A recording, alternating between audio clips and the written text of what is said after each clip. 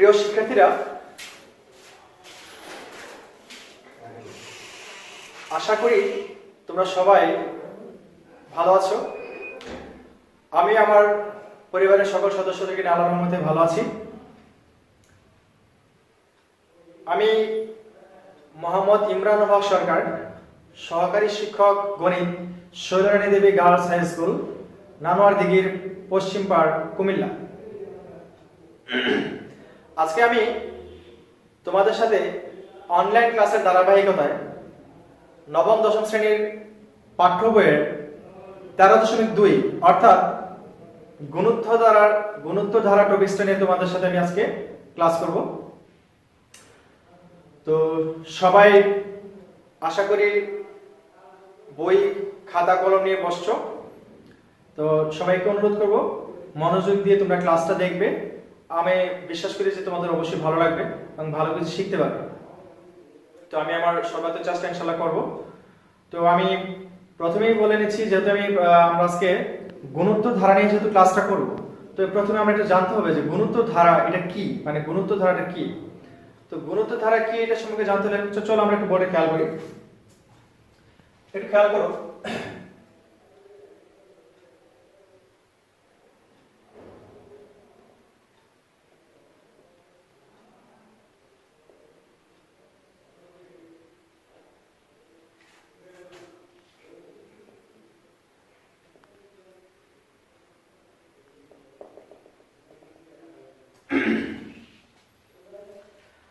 আমি এখানে একটা ধারা লিখলাম।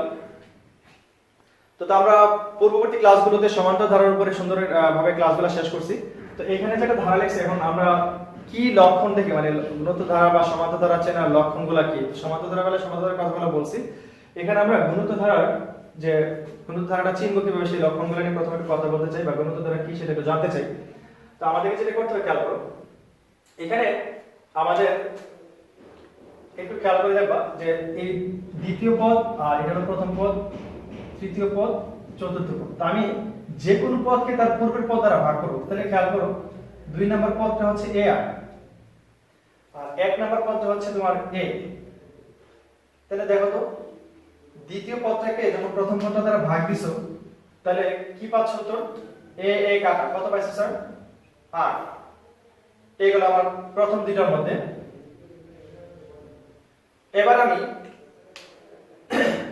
এবার যদি পরবর্তী দুইটা নিয়ে কাজ করি, পরবর্তী দুইটা বলতে 2 নম্বর পদ আর 3 নম্বর পদ। তাহলে কি হচ্ছে দেখো তো, এই হলো আমার 2 নম্বর আর এই হলো আমার 3 নম্বর। এবার 2 নম্বর 3 নম্বর নিয়ে কাজ করি, তাহলে কি করতে হবে? পরবর্তী পদ, তার মানে তৃতীয় পদটা উপরে আর প্রথম পদটা হবে, আর এই দ্বিতীয় পদটা হবে নিচে। এই দেখো, তাহলে কি করতেছি? তৃতীয় পদকে দ্বিতীয় পদ দ্বারা ভাগ করতেছি। তাহলে এখানেও ভাগ দিলে এ কাটা গেল, আর দ্বারা যখন আর স্কয়ারটা ভাগ দিবা, তাহলে ডেফিনেটলি তোমরা আর পাবে। আচ্ছা, একই প্রসেসে আবার যদি আমি এরপরটাতে যাই, এবার যদি আমি 3 নাম্বার আর 4 নাম্বারে কাজ দেখাই তোমাদের, তাহলে দেখো তো কি দাঁড়াচ্ছে যে এখানে এটা হলো এ আর স্কয়ার আর এটা হলো এ আর কিউব। তাহলে 4 নাম্বার পদে আছে আমার A R cube by A R square. তাহলে এখানে কি করলাম? 4 নাম্বার পদটাকে 3 নাম্বার পদ দ্বারা ভাগ করলাম। তো ভাগ দিতে এ কাটা গেল, আর স্কয়ার কে আর কিউব, আর স্কয়ার আর কিউবে ভাগ দিলে আমরা অবশ্যই কি পাই? আর।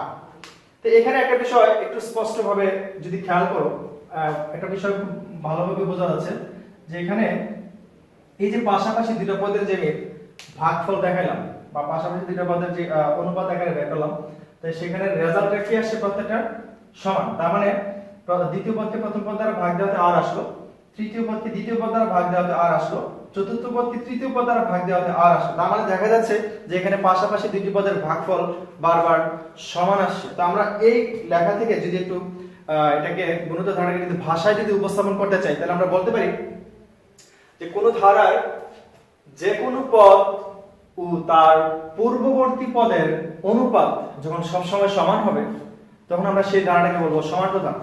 একটু আবারও বলছি, কোন ধারার যে কোনো পদ ও তার পূর্ববর্তী পদের অনুপাত অর্থাৎ ভাগফল যদি পরস্পর সমান আসে, তখন আমরা সেই ধারাটাকে বলবো গুণোত্তর ধারা। তাহলে দেখো এখানে পাশাপাশি দুইটা পদের ভাগফল যদি সমান দেখাইতে পারছি তাহলে আমরা অবশ্যই এখানে বলতে পারলাম এটা তাহলে গুণোত্তর। তাহলে এখানে ধরো আমি একটা প্রথম পদ দিলাম, তোমার একটা ধারা যদি নিজে বানাতে চাই 3 দিলাম, তা আমি যদি বলি যে গুণোত্তর 3 plus 6 plus 12 plus 24 plus dot, তোমরা এই লেখাটা একটু খেয়াল করো। তাহলে এখানে কি কি খেয়াল করা হচ্ছে বা কি বোঝা যাচ্ছে দেখো তো। এখানে প্রথম পদে আছে কত 3, দ্বিতীয় পদে কত 6, এরপরে কত 12, এরপরে কত 24 প্লাস এরপরে আরো আসবে প্রমাণে আমরা লিখতে পারবো। তো এখানে একটা জিনিস দেখো, তো এইখানে তো পাশাপাশি কি হয়, দুইটা পদের ভাগফল কত, মানে পরবর্তী পদটা আগে লিখবো আর প্রথম পদটা মানে আগের পদটা নিচে লিখবো। তাহলে পরবর্তী পদ বাই পূর্ববর্তী পদ, তাহলে দেখো 6/2 কত 2। এবার এখানে দেখো তো 3 নাম্বার আছে 12 আর 2 নাম্বার আছে 6, কত পাচ্ছ 2, এই দেখো। তাহলে বারবার সমান আসছে কিনা, অবশ্যই সমান আসছে। তাহলে আমরা বুঝবো যে গুণোত্তর ধারার প্রথম যে চেনার যে লক্ষণটা সেটা হলো যে পাশাপাশি দুইটা পদের ভাগফল কি আসতে হবে, সমান আসতে হবে। তো আশা করি তোমরা আমার ব্যাপারগুলো বুঝতে পারছো। তাহলে আমরা গুণোত্তর ধারাটা কি সেটা একটু জানতে পারলাম। তো আমরা এই গুণোত্তর ধারার চ্যাপ্টারের অঙ্কগুলো সমাধান করতে গেলে আমাদের যে ফর্মুলাগুলো দরকার হবে, আমি এবার একটু ফর্মুলাগুলো নিয়ে আলোচনা করব বা ফর্মুলাগুলো লিখে দিচ্ছি, তোমরা বাসায় ভালো করে চর্চা করে নিবা। তাই মুছে ফেলে এগুলো।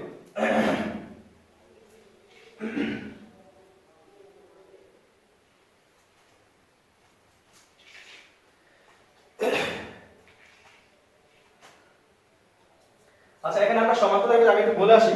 সমান্তরালের ভিতরে বলছিলাম যে সমান্তরালের প্রথম পদ কি a, তোমার সাধারণ অন্তর পার্থক্যকে স্মল d দ্বারা প্রকাশ করা হয়, পদ সংখ্যাকে স্মল n দ্বারা প্রকাশ করা হয়। এখানেও এবং প্রথমে n সংখ্যক পদের সমষ্টিকে s n দ্বারা প্রকাশ করি, কথাগুলো আমরা বলে আসছিলাম। এখানেও ওই কথাগুলো থাকবে, শুধু একটা জায়গায় একটু চেঞ্জ আসবে, সেটা হলো যে সাধারণ অন্তরকে d দ্বারা প্রকাশ করতাম আর এখানে হবে সাধারণ অনুপাত। ওটা বলা ছিল সাধারণ অন্তর আর এটা বলা হবে সাধারণ অনুপাত। তো সাধারণ অনুপাতকে আমরা কি দ্বারা প্রকাশ করব, r দ্বারা। এটা ওটা লিখে দিই, সাধারণ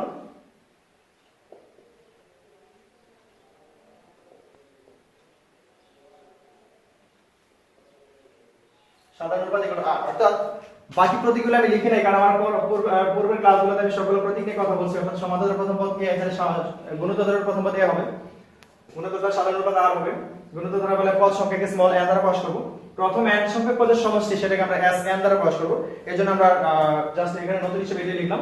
এবার আমি একটু ফর্মুলাগুলো লিখে দিচ্ছি, তোমরা একটু লিখে নাও।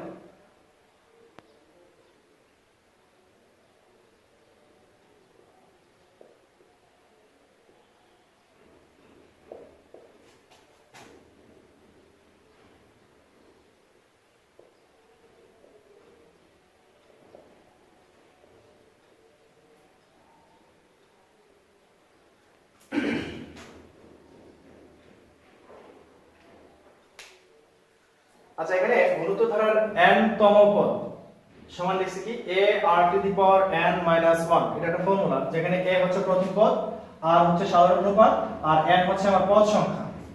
এখন এই গুণোত্তর ধারার n তম পদ মানে হচ্ছে আমার, তোমার যদি বলে যে ধারাটির সাধারণ পদ নির্ণয় করো, মানে গুণোত্তর ধারাটির সাধারণ পদ, সাধারণ পদ মানে n তম পদ বা শেষ পদ মানে n তম পদ। n তম পদ সমান সমান কত, এটা ফর্মুলা হিসেবে লিখব। এবার আমি লিখব গুণোত্তর ধারার প্রথম n সংখ্যক পদের সমষ্টি। দেখো এখানে s n দ্বারা প্রকাশ করে বলছিলাম, এই যে গুণোত্তর ধারার প্রথম n সংখ্যক পদের সমষ্টি যেটাকে আমরা s n দ্বারা প্রকাশ করব, ফর্মুলা হবে a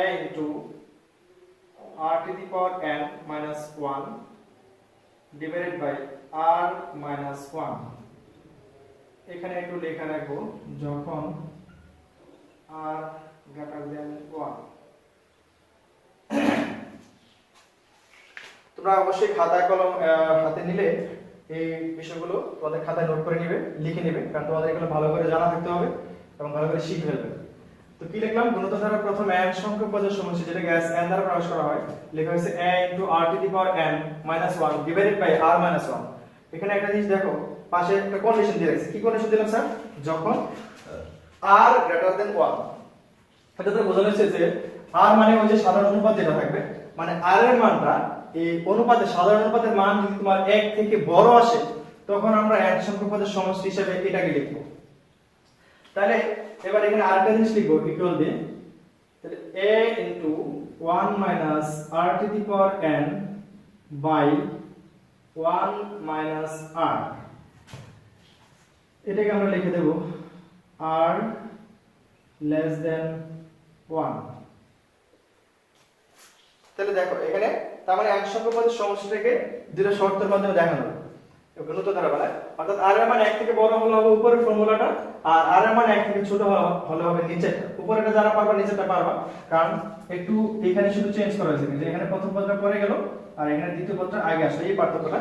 তার মানে r এর মান 1 থেকে ছোট হলে এটা বসাবা, আর r এর মান 1 থেকে বড় হলে সমষ্টির জন্য এই ফর্মুলাটা বসাবো। তো আমার মনে হয় তোমরা এগুলো লিখে নিছো, লিখে নাও।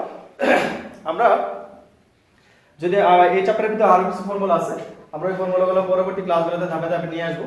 তো আজকে আমরা যেহেতু এই চ্যাপ্টারগুলোর এই ফর্মুলাগুলো যদি লিখছি বা এই ফর্মুলাগুলোর সাথে যদি পরিচিত হতে পারছি, তো এই ফর্মুলাগুলো অ্যাপ্লাই করে তোমাদেরকে আজকে শুরুতে একটা অঙ্ক দেখাবো। আমি প্রথমেই তোমাদের বইয়ের 16 নম্বর অঙ্ক দেখাবো, প্রথমেই 16 নম্বর, কারণ আমি ফর্মুলাগুলোর 16 নম্বরের অঙ্কটা দিয়ে আগে দেখালে হয়তো বাচ্চাদের কাছে প্রথমে একটু সহজ মনে হবে, সেটা ভালো লাগবে। এই কারণে প্রথমে 16 নম্বর অঙ্ক দিয়ে ক্লাসটা শুরু করতে যাচ্ছি। তো ক্রমান্বয়ে সবগুলো অঙ্ক আমি করাবো, তো তোমরা আমার ক্লাসগুলো সবসময় দেখলে অবশ্যই তোমাদের আশা করি এই চ্যাপ্টারটা পুরোপুরিভাবে শেষ হবে। তো আশা করি তোমরা লিখে নিছো।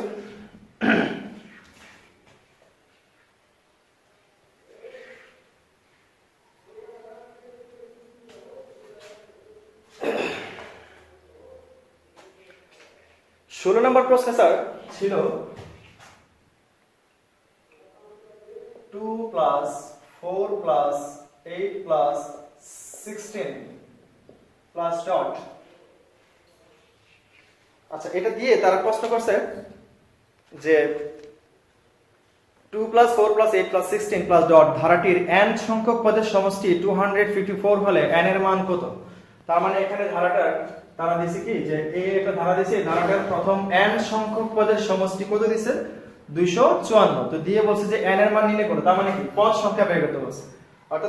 অর্থাৎ প্রশ্ন এটাও হতে পারে যে 2 plus 4 plus 8 plus 16 plus dot dot এই ধারাটির কতটি পদের যোগফল বা কয়টি পদের সমষ্টি 254 তা নির্ণয় করো, সেটাও হতে পারে। তো ঠিক আছে, আমরা একটু ভাষায় লেখাটা শুরু করি। তাহলে লিখব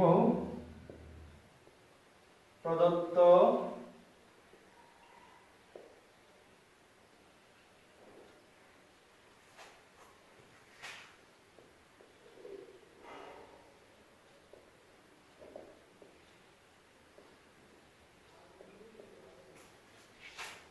তোমরা ভাষাটা এভাবে লিখতে পারো, অনেকে অনেকভাবে লিখতে পারো, তোমাদের মাঝে ভালো যেভাবে লাগে আমি এভাবে উপস্থাপন করলাম। প্রদত্ত ধারাটির গুণিত ধারা যার প্রথম পদ, আমি আগে বলেছিলাম প্রথম পদকে কি দ্বারা প্রকাশ করা হয়? স্মল a দ্বারা। তাহলে এখানে প্রথম পদ হিসেবে কি আছে স্যার? 2। তাহলে a এর মান 2। তারপর যেটা লাগবে আমাদের, লাগবে তোমার মানে সাধারণ অনুপাত।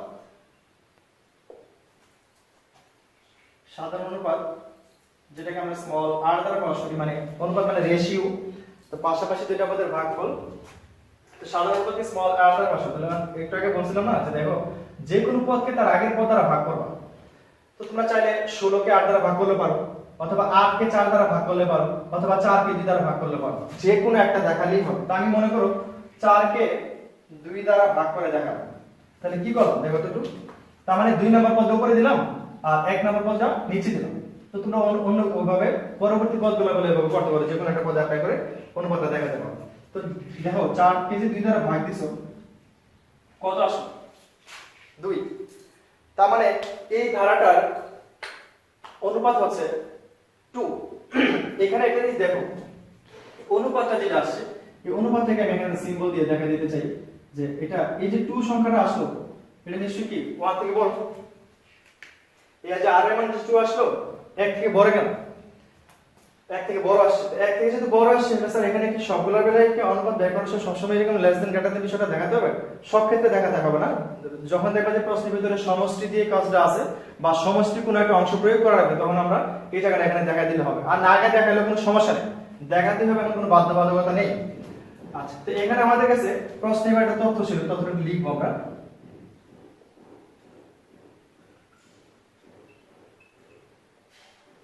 দেওয়া আছে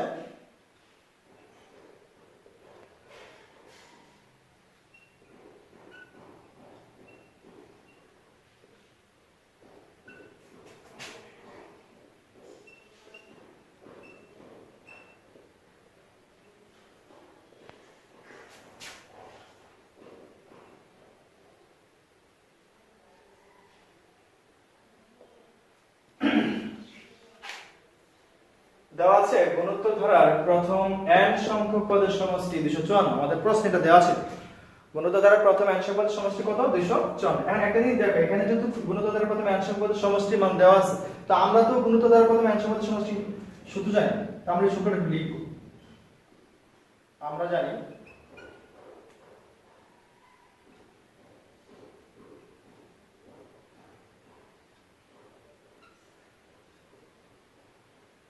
গুণোত্তর ধারার প্রথম n সংখ্যক পদের সমষ্টি Sn equal to a into r to the power n minus 1 divided by r minus 1। প্রিয় শিক্ষার্থীরা, তোমরা এখানে একটা বিষয় একটু খেয়াল করো স্যার, আমি n পদের সমষ্টি দিয়ে মান দেওয়া ছিল বলে আমি n পদের সমষ্টি এখানে লিখছি। তবে n পদের সমষ্টি তোমাদেরকে সূত্র একটা যখন লিখে দিয়েছিলাম ওখানে আমি শর্ত দিয়ে দুটো জিনিস সমষ্টি লিখছিলাম, সমষ্টির সূত্রটাকে। তো এখানে কোনটা অ্যাপ্লাই করছি দেখো তো, a into r to the power n minus 1 divided by r minus 1। এটা এখানে অ্যাপ্লাই করছি কেন? কারণ আমি এখানে লিখে দিয়েছিলাম যে r এর মান 1 থেকে বড় হলে এই ফর্মুলাটা হবে। তো আমার এখানে যেহেতু r এর মান 1 থেকে বড় আসছে এই জায়গায়, তো r এর মান 1 থেকে বড়র জন্য সমষ্টির যে সূত্র সেটা আমাদের লিখতে হবে। যদি r এর মান 1 থেকে ছোট আসছে এখানে, তাহলে আমি ওইটাই লিখব। ছোটর জন্য যে সমষ্টির ফর্মুলা ছিল সেটা আমরা লিখব। তো এখানে লিখতেছি r এর মান 1 থেকে বড় যেটা সেটা লিখছি। তো এখানে একটা জিনিস দেখো তো স্যার, যে এই যে রাশি, এটা এই রাশিটা অবশ্যই এটাও n পদের সংখ্যক পদের সমষ্টি, আবার এই যে 254 সেটাও আমার n সংখ্যক পদের সমষ্টি। তাহলে আমি কি করতে পারি? প্রশ্ন মতে এটা সমান এটা লিখতেই পারি। তাহলে আমরা এটা একটু লিখে নিই, সমীকরণের সাজাই।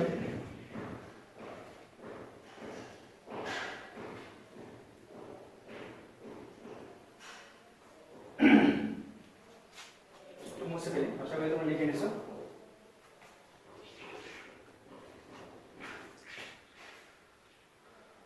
প্রশ্ন মতে a into r to the power n minus 1 divided by r minus 1 equal to কত? 254। আচ্ছা, এটা সমান এটা কিভাবে হচ্ছে বুঝছো তো? কারণ এই যে লেখাটা, এটা প্রথমে n সংখ্যক পদের সমষ্টি, এটাও আমার n সংখ্যক পদের সমষ্টি, তাহলে এটা সমান এটা লেখা যায়। তাহলে লিখতে পারলে এখানে দেখো তো স্যার, আমার কাছে এখানে তিনটা প্রতীকের ব্যবহার আছে, একটা a, একটা স্মল r আর একটা স্মল n। আর তিন প্রতীকের ভিতরে দুইটা প্রতীকের মান জানি, কোনটা কোনটা জানি? a এর মান এবং r এর মান। তো আমি যদি a এর মান এবং r এর মান বসাই দিই তাহলে বাদ থেকে যাচ্ছে কোনটা? n। তাহলে আমাদের n বের করতে বলছিল মানে পদ সংখ্যা, তাহলে আমরা n বের হয়ে যাবে। তো a এর মানটা কত ছিল স্যার? আমার a এর মান ছিল 2, তাহলে r এর মান 2, তাহলে 2 to the power n minus 1 divided by r এর মান 2 minus 1 ইকুয়াল কত? 254। দেখো আমি a এর মান r এর মান বসাই দেওয়াতে কোন সিম্বলটা বাদ রইলো? n সিম্বলটা। তাহলে n সিম্বলের মান দেখো। এখন এখানে যদি দেখো তো, এখানে 2 থেকে 1 বিয়োগ করছো, তো কত আছে? 1। তো নিচে যেহেতু 1 আসতেছে, হরের মধ্যে 1 আসে, ওই অংশটা না লিখলেও চলবে। 1 কারণে দেখাচ্ছি না, তাহলে কি করব? 2 into 2 to the power n minus 1 equal 254। তাহলে আমরা এই লেখাটাকে একটা কাজ করতে পারি এরকম, 254/2। কি করব স্যার এটা দেখো তো, অর্থাৎ এই ব্র্যাকেটের রাশিটার পাশে যে সহগটা গুণাকার ছিল ওটা দ্বারা কি করলো? ভাগ করে দিলাম। তার মানে উপপাশে 2 দ্বারা ভাগ করছি। তো 2 দ্বারা ভাগ দিতে একটু কাটা গেছে, আর এটাকে ভাগটা দেখাই দিলাম। তাহলে দেখো তো এখানে কি লিখতে পারবো? এখানে লিখতে পারবো 2 to the power n minus 1 আর 254 কে যদি যদি ভাগ দিলাম তো পাচ্ছি কত 127 মানে 127। তাহলে আমরা যদি n বের করব তাহলে একটা কাজ করি 127 পক্ষান্তর করে এই যে -1 টা আছে সেটার পাশে যায় প্লাস হবে, তাহলে লেখা যাচ্ছে 2 টু দি পাওয়ার n সমান 128। এটা তাহলে 2 টু দি পাওয়ার 128 কারণ -1 এর সাথে তাহলে 128 আছে। এবার আমরা একটু খেয়াল করব, আমরা যখন আমরা 4.1 এর সূচকের কাজ করে আসছি, সূচক সমীকরণ নিয়ে কথা বলছিলাম তোমাদের সাথে এবং ক্লাস করে আসছি, তো আমাদের এখানে একটা উদ্দেশ্য থাকবে, যেহেতু আমাদের যে চলকটার মান বের করব সেটা কোথায় আছে, পাওয়ার আছে, তো আমাদের করতে হবে কি উভয় পাশের বেসটাকে সমান দেখানোর চেষ্টা করতে হবে। কারণ আমরা বুঝতে সূচক থেকে এটা ধারণা পাচ্ছিলাম যে উভয় পাশের বেস যখন পরস্পর সমান দেখাতে পারবো তাহলে আমরা পরস্পর পাওয়ারকে সমান নিতে পারবো, আর যদি দুই পাশের পাওয়ার পরস্পর সমান হয় তখন আমরা বেসকে সমান নিতে পারবো। তো এখানে আমার দরকার কোনটা, এখানে আমার দরকার হচ্ছে যেটা বেস সমান দেখানো, কারণ উদ্দেশ্য হচ্ছে আমার ওই যে পাওয়ার থেকে মান চলকটার মান বের করতে হবে। তো চলো দেখো 2 টু দি পাওয়ার n এখানে 108 এর সংখ্যা রেখে এখানে কিন্তু বেস 2 আছে, তো এখানেও তুমি কি করবে 2 বেস দিবা, তাহলে এখানে যে বেস থাকবে ওই বেসের উপর ডিপেন্ড করে কাজটা করবা। তো 2 বেস দেওয়ার পরে এবার তুমি খুঁজে দেখবা যে 2 এর পাওয়ারটা কত দিলে আমাদের 108 এর সংখ্যাটা পাওয়া যায়। তো তোমরা একটু খেয়াল করলে দেখবা যে 2 এর পাওয়ার 7, দ্যাট মিন্স 2 সংখ্যাটাকে 7 বার গুণ দিলে 108 এর সংখ্যা আমরা ফেরত পাই। তাহলে দেখো তো এবার দেখো দুই পাশের বেসগুলো মিলে গেল, তো দুই পাশের বেস মিলে গেলে অটোমেটিক্যালি কি করতে পারো, আমরা পাওয়ার সমান নিতে পারি। তাহলে কি হলো দেখো তো দুই পাশের বেস মিলে যাওয়াতে এই যে a পাওয়ার পরস্পর সমান, তাহলে সুতরাং n ইকুয়াল 7। তাহলে আমাদের যে প্রশ্নটাতে প্রথমে বলছিল যে একটা ধারা দিয়ে দিছে, যে ধারাটার প্রথমে n সংখ্যার সমষ্টি 254 হলে n এর মান নির্ণয় করো, তাহলে আমরা এখানে নিশ্চয়ই n এর মান পেয়ে গেছি। তাহলে আমাদের মান আছে 7, আমরা লিখে দেব। সুতরাং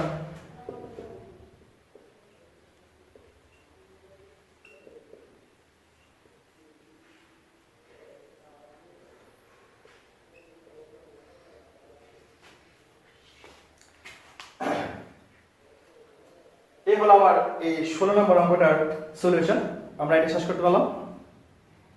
তো আমরা এখন আরেকটা অঙ্ক একটু করে ফেলি। এবার আমি তোমাদেরকে 9 নম্বর অঙ্কটা দেখাবো, যে অঙ্কটা দেখেছি খুবই গুরুত্বপূর্ণ। তো আশা করি তোমরা এই অংশটুকু লিখতে পারছো, লিখে নাও।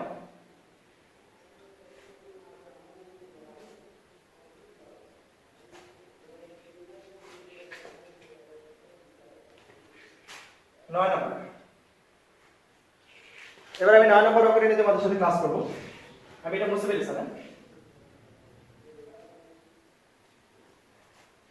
তাহলে দেখো শিক্ষার্থীরা 9 নম্বরেও একটা ধারা ছিল যে 1/√2 -1 +√2 ডট, এটা ধারা। এখন এখানেও তারা বলে দিছে যে এই ধারাটির কোন পদ 8√2, অথবা প্রশ্ন এটা বলতে পারেন যে এই ধারাটির কততম পদ 8√2। এখানে একটা জিনিস দেখো স্যার, তাহলে এই ধারাটা কি ধারা, গুণোত্তর ধারা। কিভাবে বুঝবো আমি একটু পরে বলতেছি, একটু লিখে নিই। এখানেও লিখবো প্রদত্ত ধারাটি ওই ভাষাটা অ্যাপ্লাই করব। প্রদত্ত ধারাটি একটি গুণোত্তর ধারা যার প্রথম পদ a = 1/√2। এই যে প্রথম পদে কত, প্রথম পদে এত বসে এমন 1/√2। তারপর বের করব আমি সাধারণ অনুপাত, সাধারণ অনুপাত মানে পাশাপাশি দুটো পদের ভাগফল বের করব, যেটাকে প্রকাশ করে স্মল r দ্বারা। তো আমি যদি রেশিওটা বের করতে চাই, রেশিওটা কিভাবে বের করি স্যার, যে কোনো পদকে তার পূর্বের পদ দ্বারা ভাগ, তাহলে কি হবে আমি যদি এভাবে দেখাই, তাহলে আমার 2 নম্বর পদকে আমি কি করব 1 নম্বর পদ দ্বারা ভাগ করব। দেখো তো আমার 2 নম্বর পদ আমি আগে দিছি আর 1 নম্বর পদটা নিচে দিলাম, তাহলে এবার 2 নম্বরকে 1 নম্বর ভাগ দিচ্ছি, তো ভাগ করার একটু কাজ করে এখানে -1 এই ভাগটা গুণ হলে √2 উপরে যাবে আর 1 নিচে আসবে। তাহলে দেখো তো 1 1 কাটা, তাহলে কি থাকতেছে -√2। তো -√2 হলে এখানে কি হচ্ছে স্যার, যে এখানে আমার a এর মান r এর মান এই দুটো জিনিস পাইলাম। তার মানে আমরা এখানে গুণোত্তর বুঝতে পারতেছি, দেখা যাবে যে এবার তৃতীয় পদকে যদি দ্বিতীয় পদ দ্বারা ভাগ দাও মানে √2 কে যদি -1 দ্বারা ভাগ দাও তাও তুমি উত্তর কি পাবা -√2। তো যেহেতু দেখতেছো যে বারবার দুটো পদের ভাগফল সমান আসছে তাহলে অবশ্যই এটা গুণিত ধারা। তো তারা যে প্রশ্নটা করছে যে এই ধারাটার কোন পদ 8√2 বা কততম পদ 8√2। তো আমরা জানি না যে কততম পদ আসলে 8√2। তো আমরা কি করব আমরা এভাবে একটু লিখব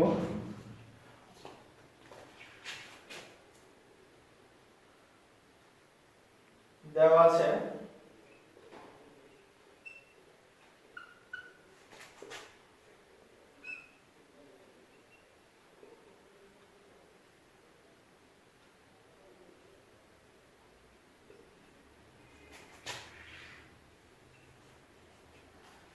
ধারাটির এনতম পদ 8√2।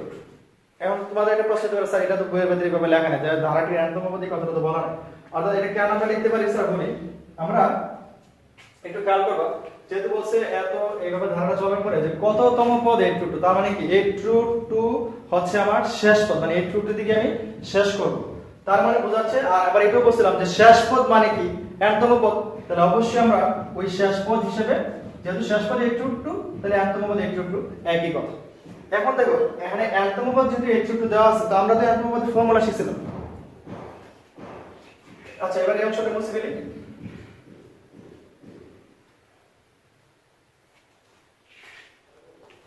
তো এনতম পদ দেওয়া আছে বলে আমরা লিখব আমরা জানি গুণোত্তর ধারার n তম পদ সমান a r to the power n minus 1। তো দেখো n তম পদের মান এটা আছে আমি যদি কোনোভাবে অঙ্কটা যদি ক্যালকুলেশন করে এই n এর মানটা জানতে পারি তাহলে তো বলা যাবে ধরো n এর মানটা মনে করো যে 20 আসছে তাহলে বলতে পারতেছো যে 20 তম পদ একটু তার মানে এই যে 1/√2 -1 +√2 এভাবে 20 নাম্বার পদকে কাকে পাবো 8√2 পাবো। তো চলো আমরা বের করে দেখি n এর মানটা বের করতে পারলে কিন্তু বুঝতে পারবো যে সে কত নাম্বার পদে অবস্থান করতেছে। তো এখন একটু যদি কন্ডিশন একটা সাজাই স্যার আমরা লিখতে পারি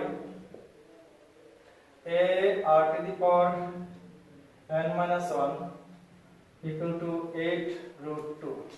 এটা কেন লিখছি স্যার কারণ এই যে লেখাটা এটা এনতম পদের মান এই যে 8√2 সেটাও এনতম পদের মান তাহলে এনতম পদ সমান। আচ্ছা এবার বাকি ক্যালকুলেশনটা করি চলো মানে আমার উদ্দেশ্য হলো n বের করা মানে কয়টা পদ আছে। এখন দেখো a এর মানটা কত পাইছো স্যার 1/√2। আচ্ছা r এর মানটা কত পাইছো r এর মানটা পাইছো এটাকে -√2 পাইছো পাওয়ার আছে কত n - 1 এখানে ডান পাশে কি ছিল 8√2। আচ্ছা আমরা এই লেখাটা a এর মান r এর মান বসা দিলাম তো আর পাওয়ার ছিল n - 1 এই থাক। তো এখন যদি একটা কাজ করো এই যে -√2 whole to the power n - 1 পুরো লেখাটা খেয়াল করবে আমার হাত দেওয়া অংশটা পুরোটার ভিতরে এই যে পুরো রাশিটা এই পুরো রাশিটা কিন্তু এখানে তো ভাগ ছিল আছে মানে এটা লবের অংশ আর এটা একের সাথে গুণ। তো এটা যদি একের সাথে গুণ হয় তাহলে লব আর এটা হলো হর। আমি যদি এবার r গুণনে যাই স্যার r গুণ করি তাহলে তুমি কি করতে পারো r গুণ করলে এই লবের সাথে এখানের হর গুণ আর এখানের লবের সাথে এখানের হর গুণ তাহলে কি হচ্ছে দেখো এই রাশিকে যদি 1 দ্বারা গুণ দাও তো 1 দ্বারা গুণ দিলে যা ছিল তাই তো বসবে বসে। আর 8√2 এর সাথে কার গুণ ওই এই পাশে হরের গুণ এই পাশে 8√2 আর ওই পাশে হর ছিল আমার শুধু √2 এই গুণ দেখাবো। তাহলে দেখো তো -√2 whole to the power n - 1। আচ্ছা আমরা সবাই এতটুকু বিষয় অন্তত ভালোভাবে জানি যে √2 আর √2 গুণ দিলে কত হয় 2। খেয়াল করো √2 গুণ দিলে 2 তো 2 এর সাথে কে গুণ আছে r তাহলে কি হবে 8 গুণে 16। আমি আবারো বলি √2 গুণ দিলে কত 2 তাহলে পাইছে কত 16। এবার আমার উদ্দেশ্য হচ্ছে যে আমরা তাহলে লিখব -√2 পাওয়ার হলো n - 1 ইকুয়াল -√2 পাওয়ার হবে এটা একটু বুঝাই দিই একটু দেখো এখানে এবার যদি খেয়াল করো আমরা বের করব কি স্যার আমাদের বের করার দরকার হচ্ছে এখানে পদ সংখ্যা মানে n এর মানটা বের করার কাজ।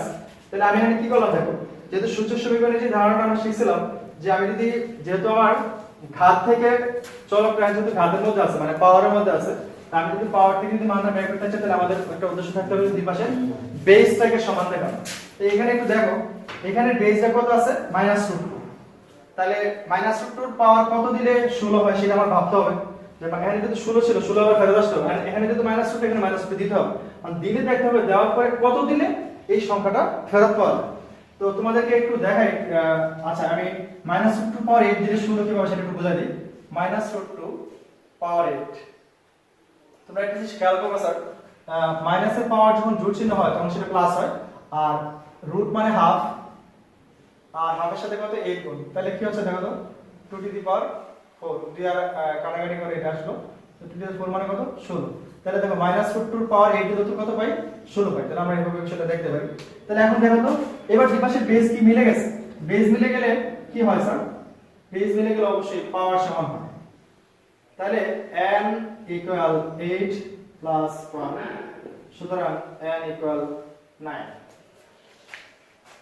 কিভাবে লিখছি স্যার, ওই যে দুই পাশে বেস মিলে গেল, এখানে a পাওয়ার সমান, তাহলে n - 1 = 8, তাহলে n equal কত 8 plus 1 মানে n এর মান কত 9। তাহলে আমরা একটু আগে যে স্যার কাজটা করলাম যে ধারাটির কততম পদ 8√2 আমরা জানতাম না, এখন কিন্তু আমরা বলতে পারতেছি কততম পদ, কারণ কি এটা 9তম পদ, তার মানে এই ধারাটার নবম পদ হচ্ছে আমাদের 8√2। আমরা একটু লিখে দিই, এখানে লিখে দিই, এই জায়গাটা মুছে দিই। অতএব